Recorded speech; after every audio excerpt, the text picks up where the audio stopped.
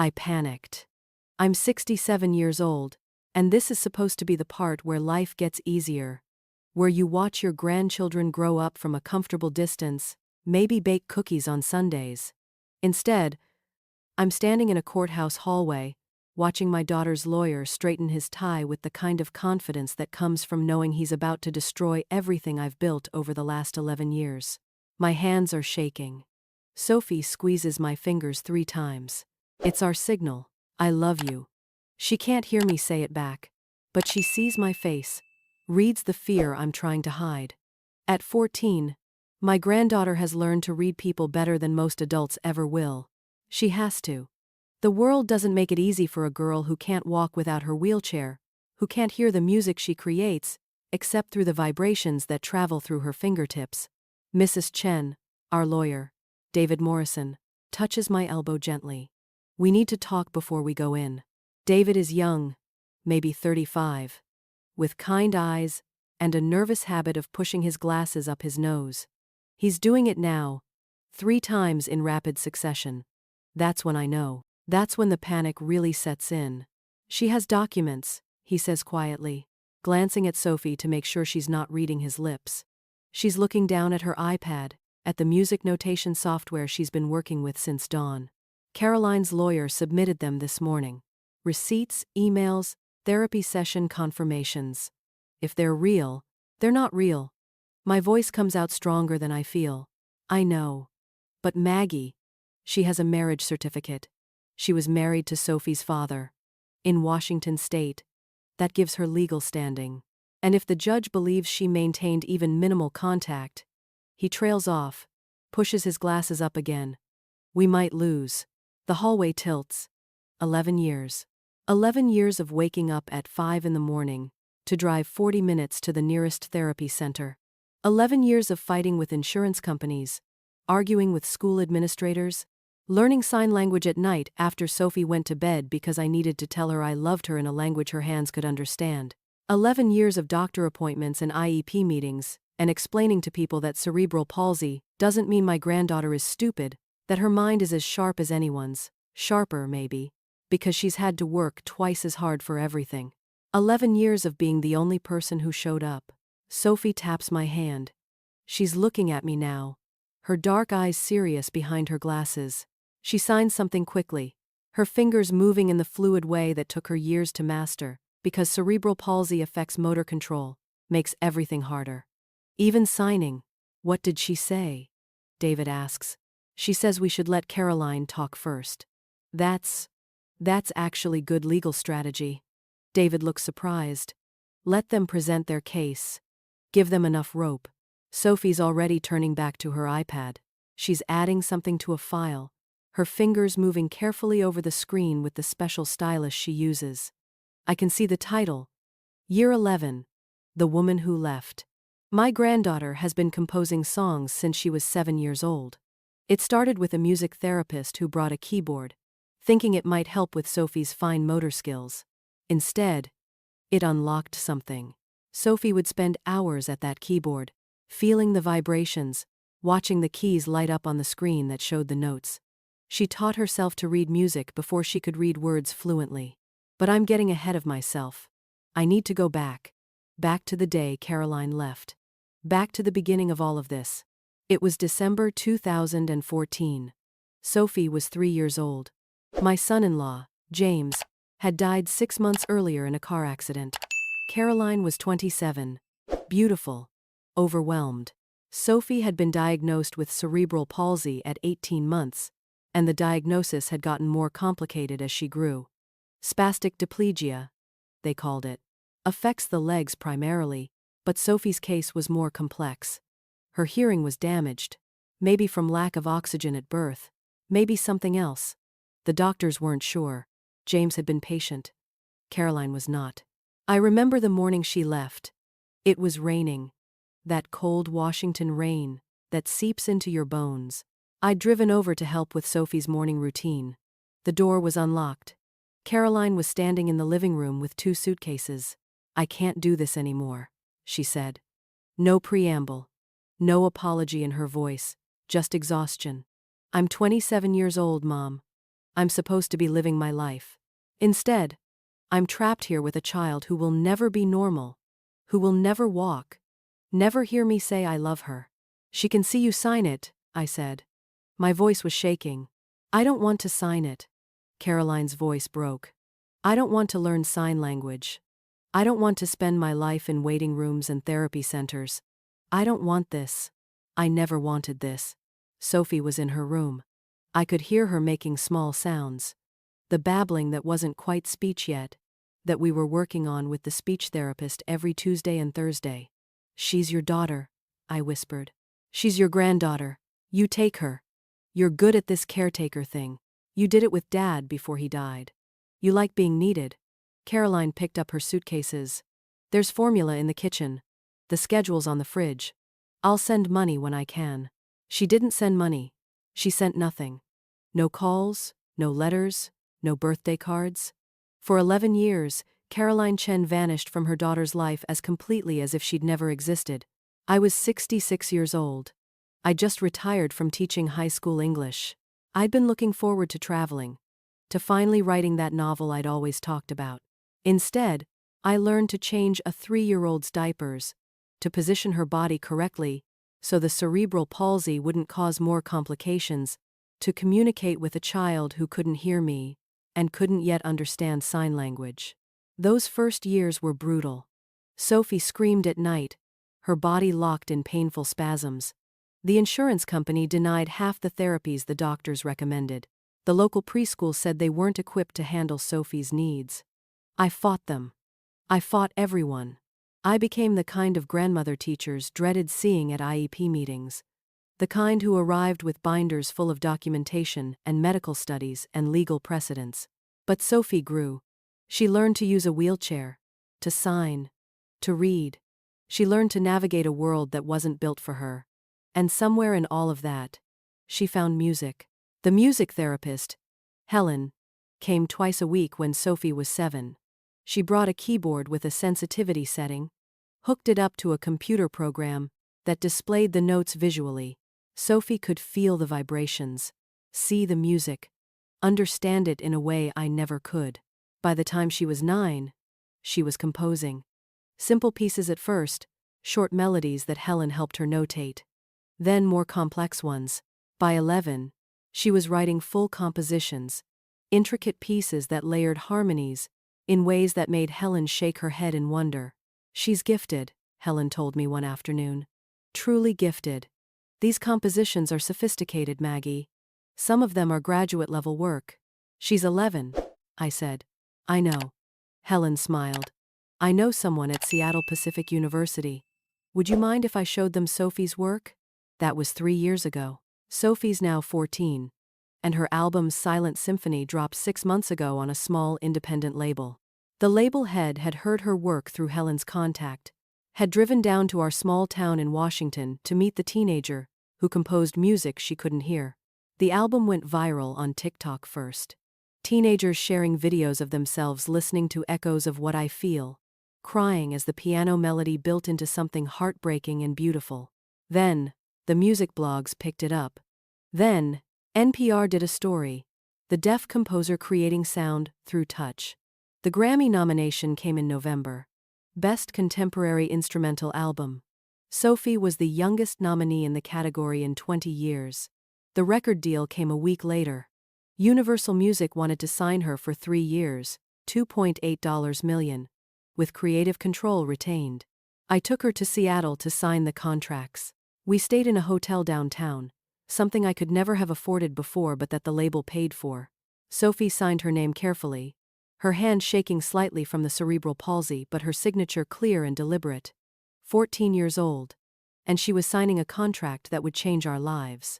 We celebrated at her favorite restaurant, the one with the table that vibrates slightly from the kitchen equipment, so she can feel when people are talking nearby. I ordered chocolate cake. Sophie signed, "Thank you, Grandma, for everything." I cried in the bathroom.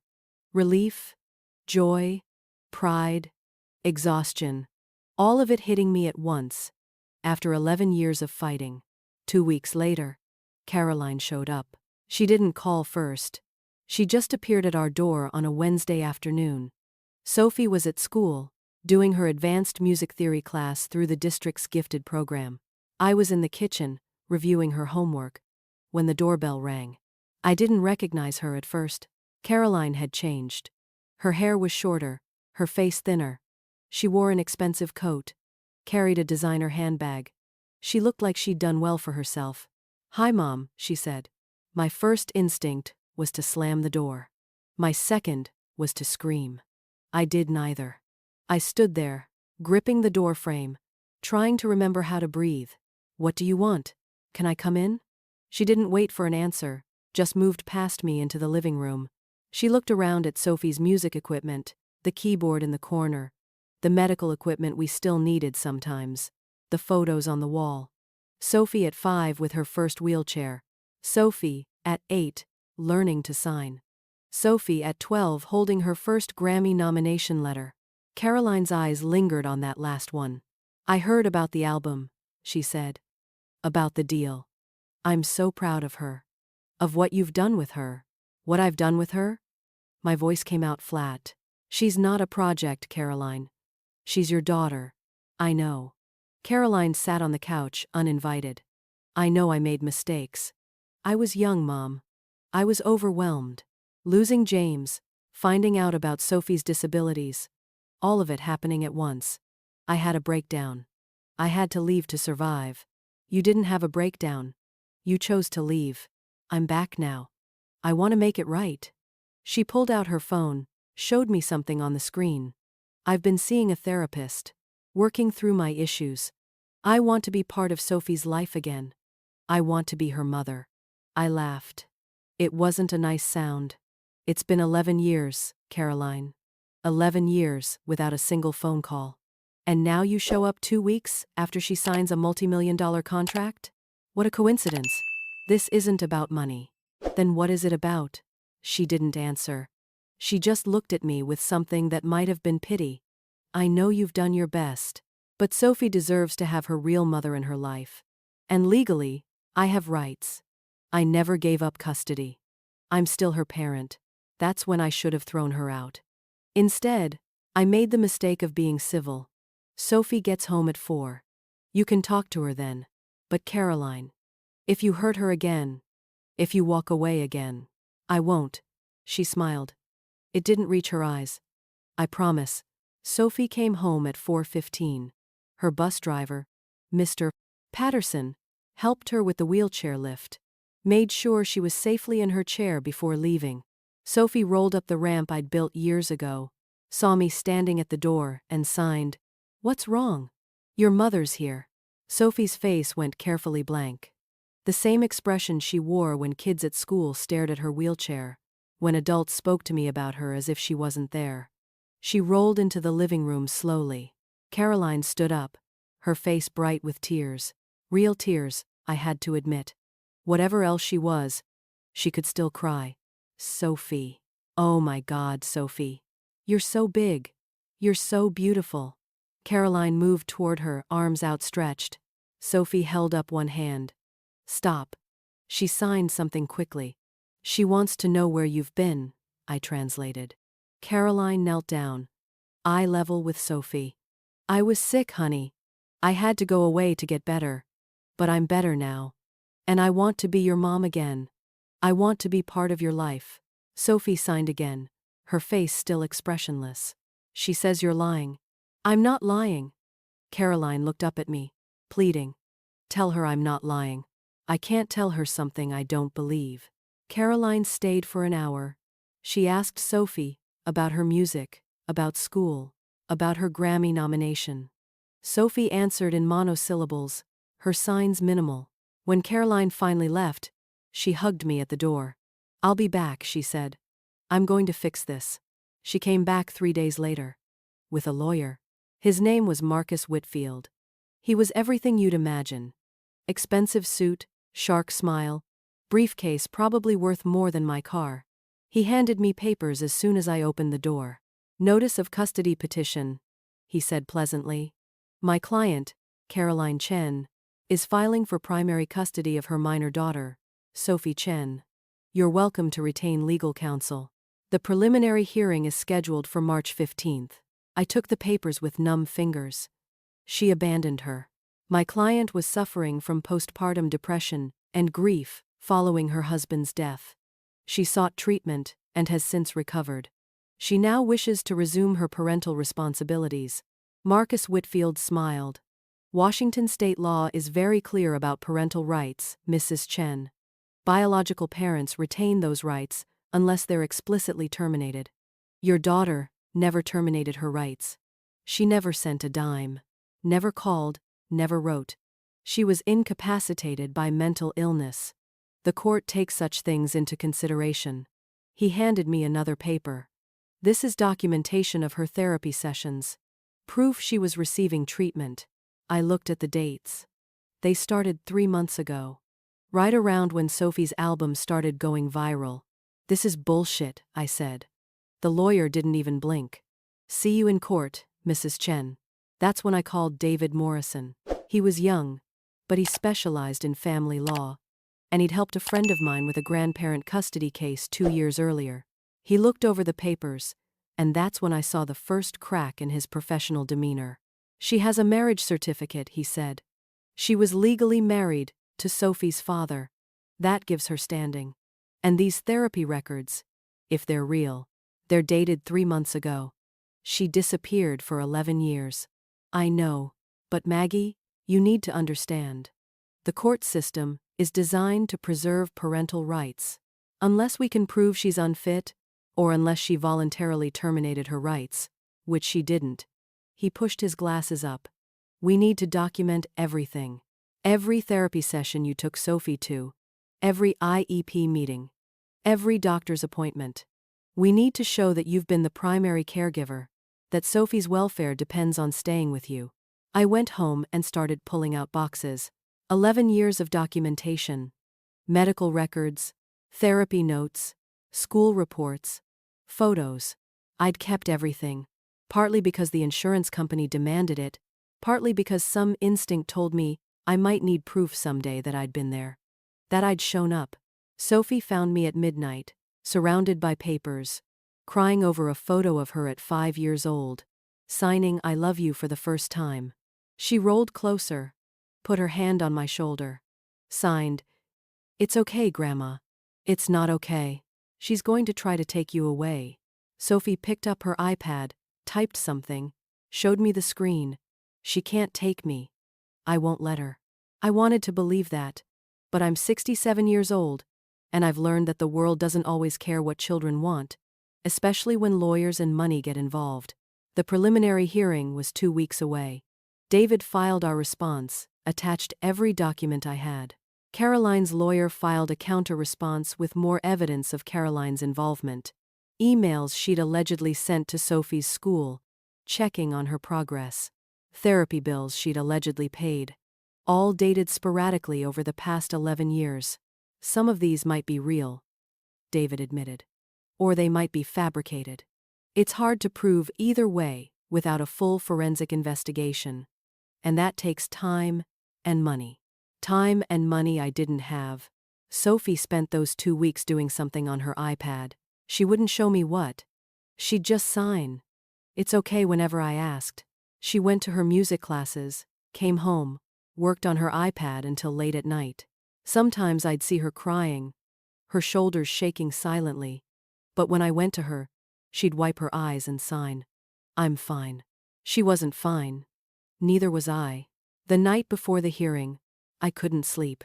I lay in bed, staring at the ceiling, thinking about the last 11 years. Teaching Sophie to use a fork, her hands shaking but determined.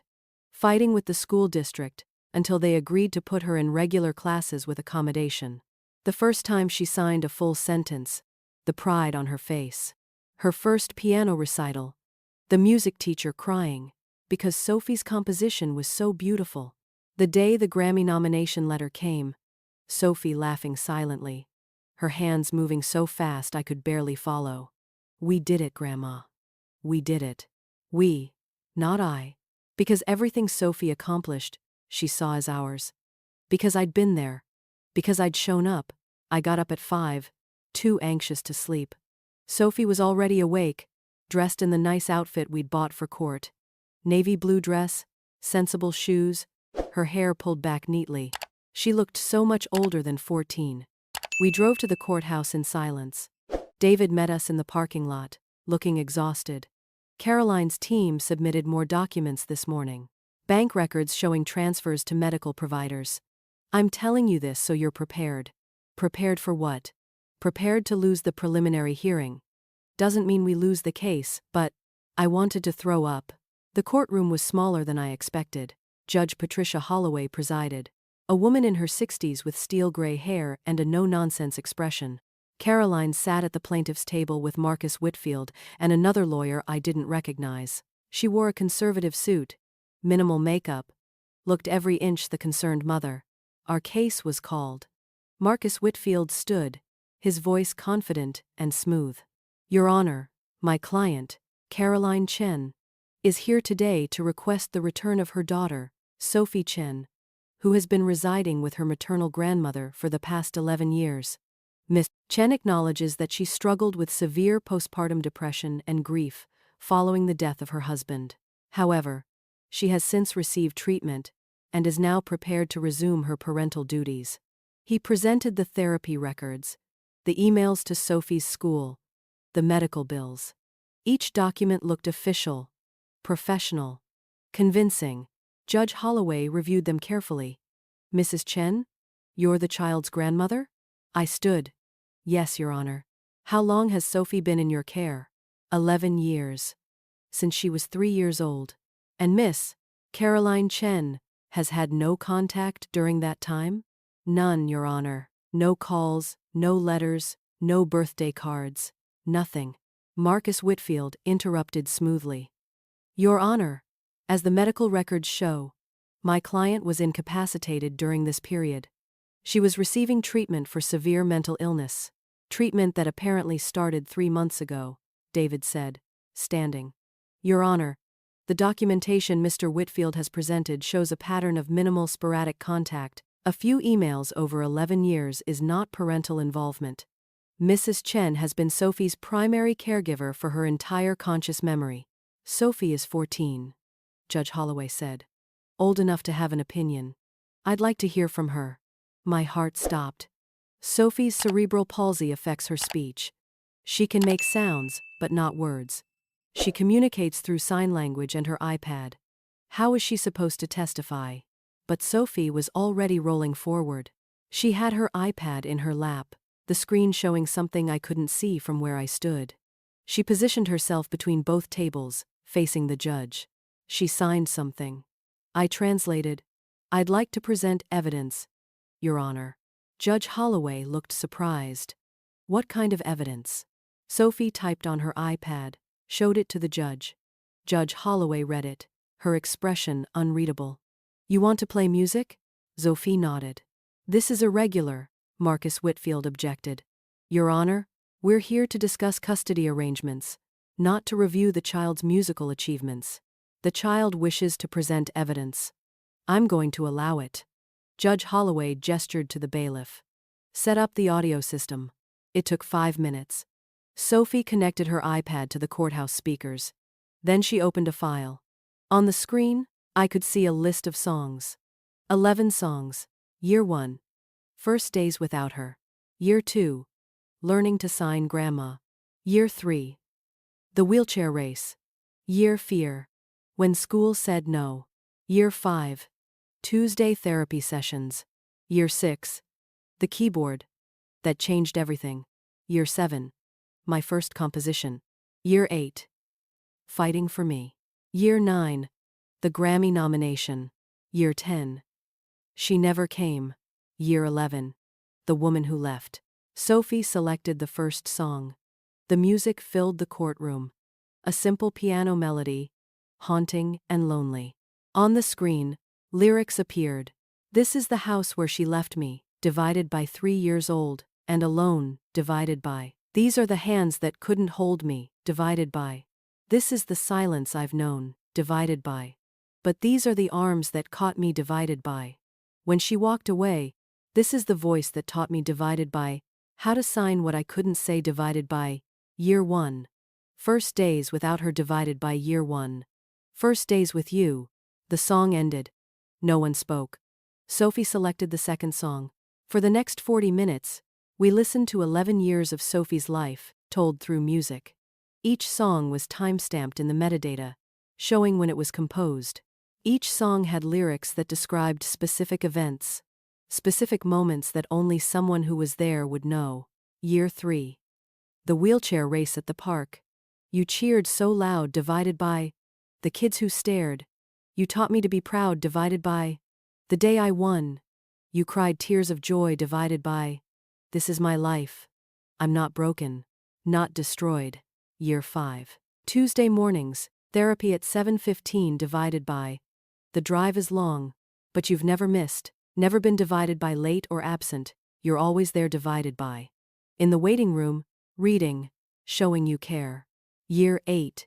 The principal said I couldn't stay divided by.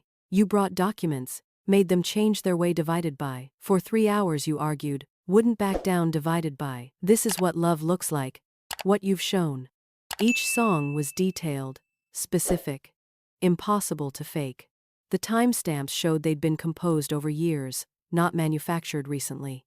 The lyrics referenced things that hadn't been public knowledge until now. Marcus Whitfield's face grew progressively more pale.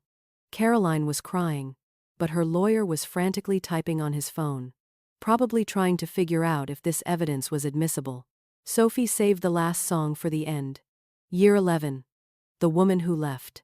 The music was different this time, harsher, more complex. The lyrics were devastating. 11 years. You never called my name divided by 11 years. You felt no shame divided by. Now I'm worth money. Now you appear divided by. With lawyers and lies and manufactured tears divided by. You want to claim me now. I'm a success divided by. But where were you when I was a mess? When I couldn't walk, couldn't hear, couldn't speak divided by. When I was learning, struggling, weak, divided by. You want the product of grandma's love divided by. But you don't get to swoop in from above, divided by. And claim a child you left behind, divided by. You don't get to rewrite time divided by. These songs are my evidence, my proof divided by. Of who was there, the honest truth divided by. 11 years of every single day divided by. One woman stayed, one walked away. The song ended, the courtroom was silent. Judge Holloway was reading something on Sophie's iPad, the metadata files, the composition details. She looked up at Caroline. Miss Chen, I see here that several of these songs reference events that occurred on specific dates. For instance, Year 4 mentions an IEP meeting on October 12, 2018, where the discussion was about Sophie's placement in general education classes. The song describes specific arguments made at that meeting. Marcus Whitfield stood. Your Honor, we'll need to verify. I'm not finished. Judge Holloway's voice was ice. I also see that your client submitted emails allegedly sent to Sophie's school over the years. According to your evidence, Miss Caroline Chen sent an email on October 15, 2018, inquiring about Sophie's placement. 3 days after the meeting described in Sophie's song. A meeting she had no way of knowing about unless she was actually there. She looked at Caroline's lawyer. Except the song was composed on October 13, 2018. 1 day after the meeting, 2 days before your client's alleged email. So either Sophie is a fortune teller, or those emails are fabricated. Marcus Whitfield was already gathering his papers. Caroline was sobbing, her face in her hands. Furthermore, Judge Holloway continued, I've reviewed the metadata on several other songs. Year 5 references a specific therapy technique called melodic intonation therapy that was introduced to Sophie on March 4, 2019. The song was composed on March 5. Your client's alleged therapy bill for that same session is dated March 4, but according to the therapy center's records, which I've just pulled up, that bill was paid by Margaret Chen, not Caroline Chen. She looked at David. Mr. Morrison, I'm requesting a full forensic investigation into the evidence presented by Miss Caroline Chen.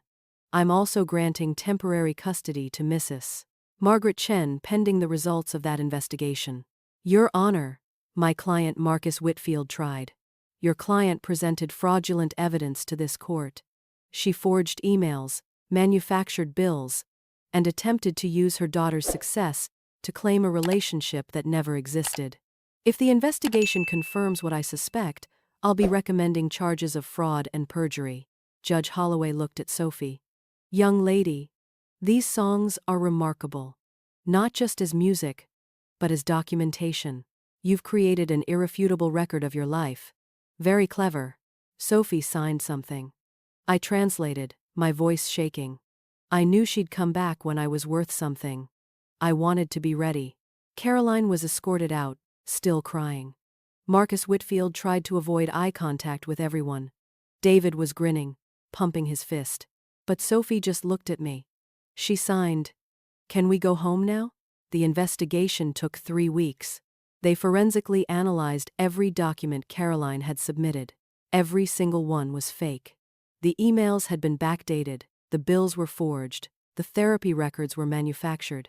Caroline had created an elaborate fiction of involvement that crumbled under scrutiny. The final hearing was short. Judge Holloway granted me permanent legal guardianship. Caroline was sentenced to 2 years probation and 500 hours of community service at a center for children with disabilities. The judge said she hoped Caroline would learn something about what actual parental devotion looked like. Caroline's lawyer lost his license. Turns out this wasn't the first time he'd helped clients fabricate evidence. We drove home in silence, Sophie and I. It was only when we pulled into the driveway that she finally broke down, sobbing in her wheelchair, her whole body shaking. I held her, rocking her gently, signing "I love you" over and over, until she calmed down. That night, she showed me something on her iPad. A new song. Year 11. Home. The lyrics were simple. Home is not where you're born divided by, it's where you're held when you're torn divided by, it's the hands that never let go, divided by, it's the heart that helps you grow, divided by, you gave me 11 years divided by, of love, that conquered fears divided by, you showed me what a mother means divided by, even when life isn't what it seems divided by.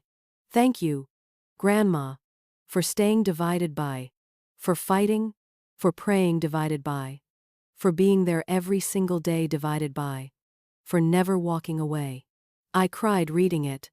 Sophie put her hand on mine, signing, "You're my real mom. You know that, right?" I did know. I'd known it for 11 years. 3 months later, Sophie won the Grammy. We flew to Los Angeles together, stayed in a hotel, so fancy I was afraid to touch anything. On the red carpet, reporters asked about her album, about being the youngest nominee, about her disability. Sophie answered through her interpreter, her signs confident and clear. One reporter asked, "What was your inspiration for Silent Symphony?" Sophie signed for a long time. The interpreter translated, "My grandmother. She taught me that love isn't something you say. It's something you do, every day, even when it's hard. Especially when it's hard. My music is my way of doing that back. Of showing her I heard every moment, even though I can't hear sounds. I felt every bit of love she gave me." I was crying again. I seem to do that a lot these days. Sophie didn't win the Grammy. But she won something better. She won her life, her future, her freedom. She won the right to grow up with someone who loved her not for what she could give, but for who she was. We flew home the next day. Back to our small house, to her keyboard in the corner, to Tuesday therapy sessions and IEP meetings, and all the ordinary moments that make up a life. Caroline sent a letter 6 months later. I almost threw it away, without reading it. But Sophie insisted. The letter was short. An apology, of sorts. An acknowledgement that she'd been wrong. That she'd let greed and desperation drive her to do terrible things. She said she was in therapy. Real therapy this time. Working through why she'd abandoned Sophie in the first place. She didn't ask to see Sophie. She just said she hoped that someday, maybe, Sophie might forgive her. Sophie read the letter 3 times. Then she signed to me. "Do you think I should? I think forgiveness is for you, not for her. If forgiving her makes your heart lighter, then yes. But you don't owe her anything." Sophie thought about it for a long time. Then she composed a response. Not a letter. A song. Year 12. Maybe someday. The lyrics acknowledged the pain, the abandonment, the betrayal. But they also left the door open. Just a crack. Maybe someday I'll understand, divided by. Maybe someday I'll take your hand, divided by. Not today, not tomorrow, not soon, divided by. But maybe someday, beneath a different moon, divided by. You'll earn the title you threw away, divided by. And I'll mean it. When I say divided by, I forgive you. She sent Caroline the song. I don't know if Caroline listened to it. We never heard back, but Sophie was free. Free from anger. Free from the what-ifs. Free to build her life on her own terms. She's 15 now, working on her second album, doing well in school, planning to attend Berklee College of Music next year, early admission. She still has cerebral palsy, still uses a wheelchair, still can't hear the music she creates, but she's happy. She's whole. And she knows, beyond any doubt, that she is loved. I'm 67 years old. This isn't the retirement I planned, but it's the one I got, and I wouldn't change a single moment. Not the hard nights, or the scary doctor's appointments, or the battles with bureaucracy. Because all of it, every single moment, led to Sophie thriving. She signed something to me this morning over breakfast. Thank you for never giving up on me. I signed back. Thank you for giving me a reason not to. That's the truth of it, really. Sophie saved me as much as I saved her. She gave me purpose when I thought my life was winding down. She showed me what unconditional love looks like, what it means to show up every single day no matter what. They call her a musical prodigy, the deaf composer, the girl who creates beauty she can't hear. But to me, she's just Sophie. My granddaughter. My daughter in every way that matters. The girl who turned my ordinary retirement into an extraordinary adventure. And when people ask me if I regret it, if I wish I'd had those years to myself, I just smile and sign. She's the best thing that ever happened to me. Because it's true. Every word.